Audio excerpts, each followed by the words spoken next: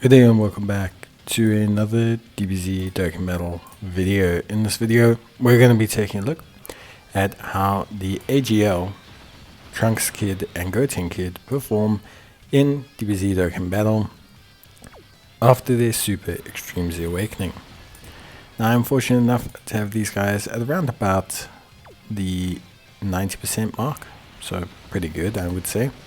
And obviously, as a main goal, I think with these guys, they work really well on a youth hybrid Saiyans team, but I think they are pretty restrictive. They're very clearly designed to work very well with the Goten Trunks, Gohan LR, especially the, I want to say reverse side of it, the Goten Trunks side of it. So clearly they are well designed for that, but I think, outside of that, there are some restrictions to them that players obviously need to consider. So there is Super AGL type lead of Ki plus 4 HP attack and defense 120%. Extreme AGL type lead of 90% as well. They cause colossal damage to the enemy and raise defense by 30% for one turn on their 12 key. And cause mega colossal damage to the enemy and raise their defense by 30% for one turn on their 18 key. All of which is pretty straightforward. Their basic effects, they have Ki plus 5 to 10 randomly, attack and defense of 250%, high chance of evasion. When attacking with 12 or more Ki, they have attack of 200% and a high chance of attack of 100% up. When attacking with 18 or more Ki, they have a high chance of critting and attack of 100% up.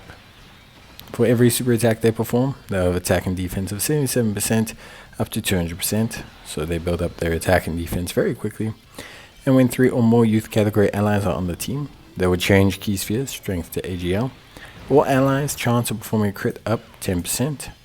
And then when there are 3 or more hybrid Saiyans on the team, they will give tech to rainbow Ki spheres with all allies chance of critical hit up 10% as well. They will have, when all allies attacking the same turn are superclass, chance of evasion up 27%, 150% attack and defense. And when there's an extreme class ally attacking in the same turn, attack 200% up, defense of 100% up, and chance of performing a critical hit up 27%. So pretty interesting to have two differing factors. One is obviously for the association they built on the Majin Buu Saga team.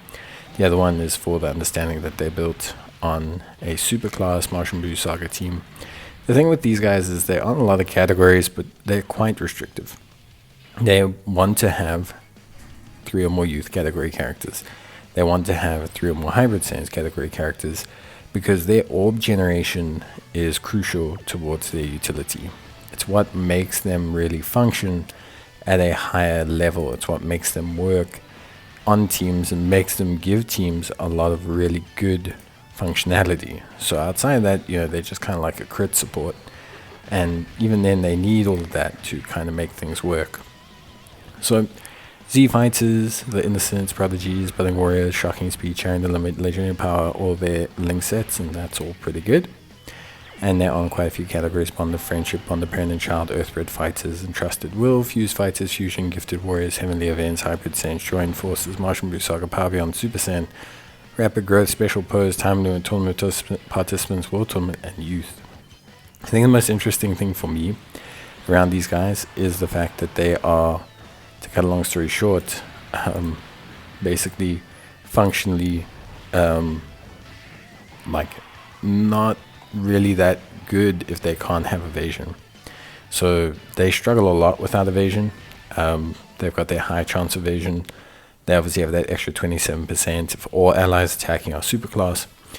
And the thing is, when you look at that in isolation, the importance of it is pretty apparent.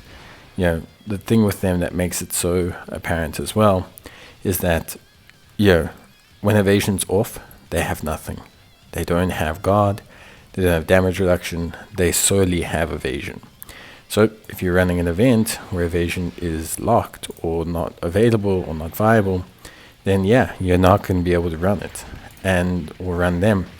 And that's just something, that you kind of have to roll with, which I think is something super important. Overall, for me, it's definitely a big hindrance to them.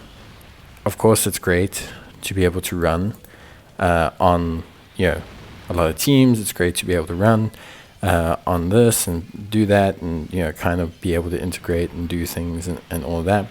But when you look at them in isolation, you look at them for what they're meant to be, which is a pairing partner for the for the int LR Gohan, Goten, etc. I think it's fine. Like, I think if you look at them in isolation, you look at everything, I think honestly it's really quite fine with how they're built. Yes, obviously, there's going to be restrictions on events that you can do. But I think for me, personally, I think they're great. And yeah, I genuinely think they're really, really awesome. So I was very impressed with them. I think their high level of damage speaks for itself. I think their utility of orb changing is very crucial towards Inter LR Gohan and Goten. And so I think for me, they definitely have a purpose. They definitely function well as like a team unit. And Majin Buu Saga needed the boost. Hybrid Sans needed the boost. So I'm really not unimpressed with them. I just think for me, overall, my main concern with them would just be that, obviously the evasion's their big kind of caveat. But aside from that, I think personally they're pretty good.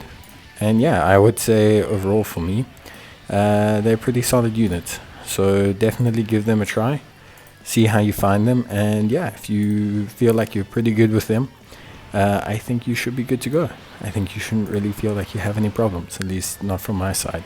So overall, solid unit, reliable unit, good damage dealer, excellent alongside the new Int LR. They got some restrictions, they got some inconsistencies, but I think still overall they're great. I've used them to clear some super hard content and missions recently, so they do have that in their bag, and I think that's important to evaluate them as well. They're clearly designed for what the current meta is and what the current events are, so it's really not anything too crazy. And I think, for most players it should be something that they're quite happy to do with them. So if you've got any questions or queries, let me know. Let me know about the unit, and